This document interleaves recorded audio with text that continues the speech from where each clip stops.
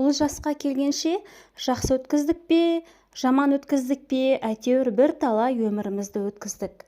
Алыстық, жұлыстық, айтыстық, тартыстық, әурешілікті көре-көре келдік. Енді жер ортасы жасқа келдік. Қажыдық, жалықтық, қылып жүрген ісіміздің бәрінің баянсызын, байдаусызын көрдік. Бәрі қоршылық екенін білдік. Ал енді қалған өмірімізді қайтып, не қылып өткіземіз? Соны таба алмай, өзімде қайранмын. Ел бағу жоқ, елге бағым жоқ.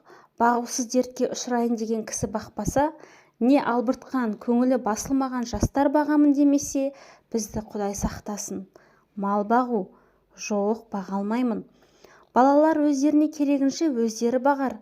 Енді қартайғанда қызығын өзің түгел көре алмайтұғын, ұры, залым тілемсектердің азығын бағып беремін деп, қалған аз ғана өмірімді қор қылар жайым жоқ.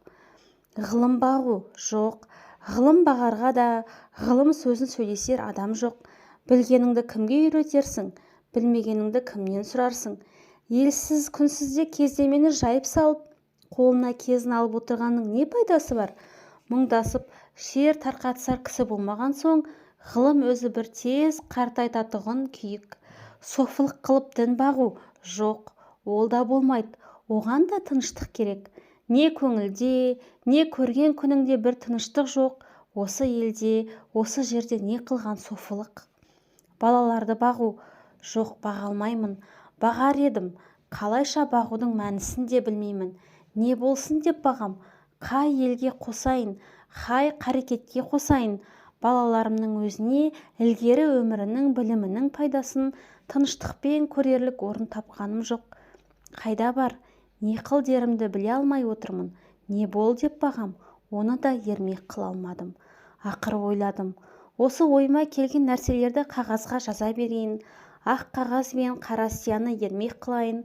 Кімде-кім ішінен керекті сөз тапса, жазып алсын. Я оқысын, керек жоқ десе, өз сөзім өзімдікі дедім де, ақыры осыған байладым. Енді мұнан басқа ешбір жұмысым жоқ.